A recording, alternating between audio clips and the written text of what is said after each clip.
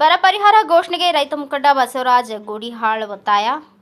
ಕಳೆದ ವರ್ಷ crust gate ಅಳವಡಿಕೆಯಿಂದಾಗಿ ಎರಡನೇ ಬೆಳೆಗೆ ನೀರಿಲ್ಲದೆ ತುಂಗಭದ್ರಾ ವ್ಯಾಪ್ತಿಯ ರೈತರು ನಷ್ಟ ಅನುಭವಿಸಿರುವುದು ಎಲ್ಲರಿಗೂ ಗೊತ್ತಿರುವ ವಿಷಯ. ಪ್ರಸ್ತುತ ಈ ವರ್ಷ ಮುಂಗಾರು ಬಿತ್ತನೆಯಾಗಿ ಮಳೆ ಬಾರದೆ ರೈತರು ನಷ್ಟ ಅನುಭವಿಸಿರುವುದು ಸರ್ಕಾರಕ್ಕೆ ಗೊತ್ತಿದ್ದರೂ ಸಹಿತ ಇದುವರೆಗೂ ಬರಗಾಲ ಪರಿಹಾರ ಘೋಷಣೆ ಮಾಡದೆ ರೈತರು ಕಡೆಗಣಿಸುತ್ತಿರುವ ಸರಿಯಲ್ಲ ಎಂದು ಕರ್ನಾಟಕ ರಾಜ್ಯ ರೈತ ಸಂಘ ಹಾಗೂ ಹಸಿರು ಸೇನೆ ರಾಜ್ಯ ಪ್ರಧಾನ ಕಾರ್ಯದರ್ಶಿ ಬಸವರಾಜ ಗುಡಿಹಾಳ್ ಪತ್ರಿಕಾಗೋಷ್ಠಿಯಲ್ಲಿ ಸರ್ಕಾರಕ್ಕೆ ಪ್ರತಿ ಎಕರೆಗೆ 50,000 ರುಗಳಂತೆ ಬರ ಪರಿಹಾರ ಘೋಷಣೆ ಮಾಡಬೇಕು. ಈ ವರ್ಷ ಮಾರುಕಟ್ಟೆಯಲ್ಲಿ ಗೊಬ್ಬರ ಮತ್ತು ಬಿತ್ತನೆ ಬೀಜ ಬೇಕಾಬಿಟ್ಟಿಯಾಗಿ ಹೆಚ್ಚಿನ ದರಕ್ಕೆ ಮಾರಾಟ ಮಾಡುತ್ತಿದ್ದರೂ ಕೂಡ ಅಧಿಕಾರಿಗಳು ಗಮನಕ್ಕೆ ಇಲ್ಲದಿರುವಂತೆ ಇರುವುದು ಸರಿಯಲ್ಲ. ಕೂಡಲೇ ಹೆಚ್ಚಿನ ದರಕ್ಕೆ ಗೊಬ್ಬರ ಮಾರಾಟ ಮಾಡುವ ಅಂಗಡಿಯವರಿಗೆ ಸೂಕ್ತ ಕಾನೂನು ಕ್ರಮ ಜರುಗಿಸಬೇಕು. ಈಗಾಗಲೇ ಎಡದಂಡೆ ನಾಲೆಗೆ ನೀರು ಬಿಟ್ಟಿದ್ದು ಅಧಿಕಾರಿಗಳು ಸರಿಯಾದ ರೀತಿಯಲ್ಲಿ ಕರ್ತವ್ಯ ನಿರ್ವಹಿಸಿ ಯಾವುದೇ ರೀತಿಯ ಅಹಿತಕರ ಘಟನೆ ಆಗದಂತೆ ಮುಂಜಾಗ್ರತಾ ಕ್ರಮ ವಹಿಸಿ ಕೆಳಭಾಗದ ರೈತರಿಗೆ ನೀರು ಮುಟ್ಟಿಸುವ ಕೆಲಸ ಮಾಡಬೇಕು ಎಂದು ಒತ್ತಾಯಿಸಿದರು. ಈ ಸಂದರ್ಭದಲ್ಲಿ ತಾಲೂಕು ಕಾರ್ಯಾಧ್ಯಕ್ಷ ನಿರುಪಾದಪ್ಪ ಅಡ್ಡಿ, ತಾಲೂಕು ಅಧ್ಯಕ್ಷ ನಾಗರಾಜ್ ಬಿಂಗಿ, ತಾಲೂಕು ಉಪಾಧ್ಯಕ್ಷರಾದ ಯಮನಪ್ಪ ಪಗಡದಿನ್ನಿ, ರಮೇಶ್ ನಾಯಕ್ ಪೂಲದಿನ್ನಿ, ಪ್ರಧಾನ ಕಾರ್ಯದರ್ಶಿ ಅಯ್ಯಪ್ಪ ಬಣ್ಣಿಗನೂರ್, ನಗರ ಘಟಕ ಅಧ್ಯಕ್ಷ ರವಿ ಬಸಾಪುರ್, ಇಜೆ ನಗರ ಘಟಕ ಉಪಾಧ್ಯಕ್ಷ ಬಸವರಾಜ ವಿಶ್ವಕರ್ಮ, ತಾಲೂಕು ವಿದ್ಯಾರ್ಥಿ ಘಟಕ ಅಧ್ಯಕ್ಷ ವೀರೇಶ್ ದಿದ್ದಿಗಿ ಸೇರಿದಂತೆ ಅನೇಕರು ಉಪಸ್ಥಿತರಿದ್ದರು. ತುಂಗಭದ್ರಾ ಡ್ಯಾಮ್ ಕ್ರಸ್ಟ್ ಗೇಟ್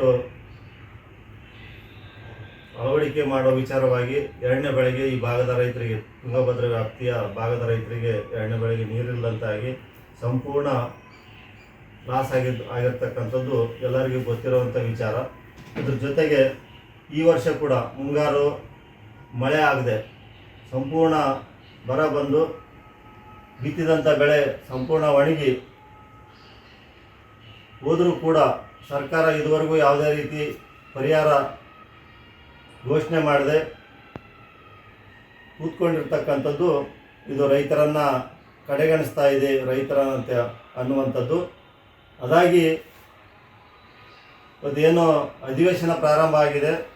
ಅಧಿವೇಶನದಲ್ಲಿ ಬರಗಾಲ ಅಂತೇಳಿ ಘೋಷಣೆ ಮಾಡಬೇಕು ಮತ್ತು ರೈತರಿಗೆ ಪ್ರತಿ ಎಕರೆಗೆ 50,000 ರೂಪಾಯಿ ಬರ ಪರಿಹಾರವನ್ನು ಸರ್ಕಾರ ಬಿಡುಗಡೆ ಮಾಡಬೇಕು ಅಂತಕ್ಕಂಥದ್ದು ರೈತ ಸಂಘದ ಒತ್ತಾಯ. ಅದಾಗಿ ಇವತ್ತೇನು 11ನೇ ತಾರೀಕು ತುಂಗಭದ್ರಾ ICC ಸಭೆ ಆಯಿತು. ತುಂಗಭದ್ರಾ ವ್ಯಾಪ್ತಿಯ ಕಾಲುವೆಗಳಿಗೆ ನೀರು ಬಿಡುವ ತೀರ್ಮಾನ ಆಗಿದೆ 90 ದಿವಸಕ್ಕೆ. ರೈತರು ಗೊಂದಲದಲ್ಲಿದ್ದಾರೆ, 90 ದಿವಸಕ್ಕೆ ನೀರು ಬಿಟ್ಟರೆ ಯಾವ ಬೆಳೆ ಬರುತ್ತೆ ಅಂಥೇಳಿ. ಡ್ಯಾಮ್ನಲ್ಲಿ ನೀರಿದ್ದಾವೆ, 120 ದಿವಸಕ್ಕೆ ಆಗುವಷ್ಟು ಆದರೂ ಕೂಡ ಇನ್ನೂ ಉಳಿಯುವಂಥ ನೀರು ಈಗಾಗಲೇ ಡ್ಯಾಮ್ನಲ್ಲಿದೆ. ರೈತರು ಯಾವುದೇ ರೀತಿಯ ಆತಂಕ ಪಡುವಂಥ ಅವಶ್ಯಕತೆ ಇಲ್ಲ.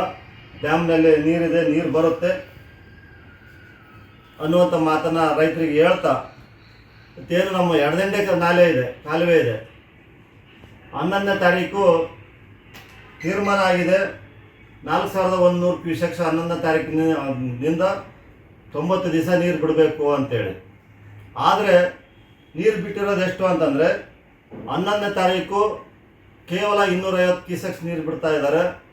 13ನೇ ತಾರೀಕು 1,350 ಕ್ಯೂಸೆಕ್ಸ್ ನೀರು ಬಿಟ್ಟಿದ್ದಾರೆ. 13-14ಕ್ಕೆ 1,000 ಕ್ಯೂಸೆಕ್ಸ್ ನೀರು ಬಿಡ್ತಾ ಇದ್ದಾರೆ.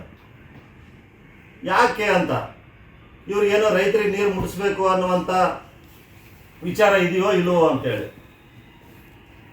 ಅದೇ ರೀತಿಯಾಗಿ ಬಲದಂಡೆ ಕಾಲುವೆಗೆ ನೋಡಿದಾಗ, ಬಲದಂಡೆ ಮೇಲ್ಮಟ್ಟದ ಕಾಲುವೆಗೆ 1,250 ಕ್ಯೂಸೆಕ್ಸ್ ನೀರು ಬಿಡಬೇಕು ಅಂತೇಳಿ ICC ಸಭೆಯಲ್ಲಿ ತೀರ್ಮಾನ ಆಗಿದೆ.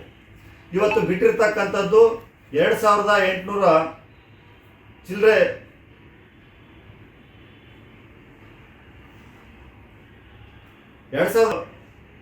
ಮೇಲ್ಮಟ್ಟದ ಕಾಲುವೆಗೆ ಬಿಟ್ಟಿದ್ದಾರೆ.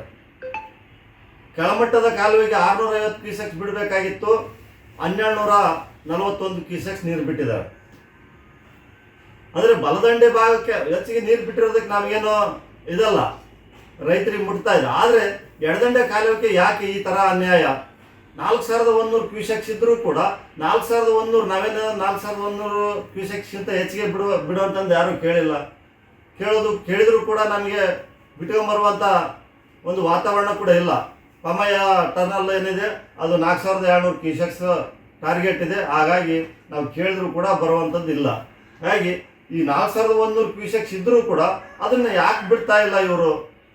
ಯಾಕೆ ಎಡದಂಡೆ ಕಾಲುವೆ ರೈತರು ಅಂತಂದರೆ ಇವ್ರಿಗೇನು ಕಣ್ಣಿಗೆ ಕಾಣಿಸ್ತಾ ಇಲ್ವಾ ಅನ್ನುವಂಥದ್ದು. ಅದ್ರ ಜೊತೆಗೆ ಏನು ಈ ಎಡದಂಡೆ ಕಾಲುವೆ ಭಾಗದ ಶಾಸಕರು, ಸಂಸದರು ಮತ್ತು ವಿರೋಧ ಪಕ್ಷದ ರಾಜಕಾರಣಿಗಳು ಏನಿದ್ದಾರೆ ಅವ್ರಿಗೂ ಕೂಡ ಈ ಭಾಗ. ಬ್ಯೂರೋ ರಿಪೋರ್ಟ್ ಬಸವರಾಜ್ ಬುಕ್ನಟ್ಟಿ, ಭಾರತ ವೈಭವ news, Sindhanur. Thanks for watching Read, Discuss and Debate with editor Dr. Yan Prashant Rao. Wanted reporters in print, digital and visual media for Bharat Vaibhav Daily Newspaper, BV News 5 Channel and BV Fast Web News from all the talukas of Karnataka, Goa and Maharashtra. If interested, send your resume to 9019229369.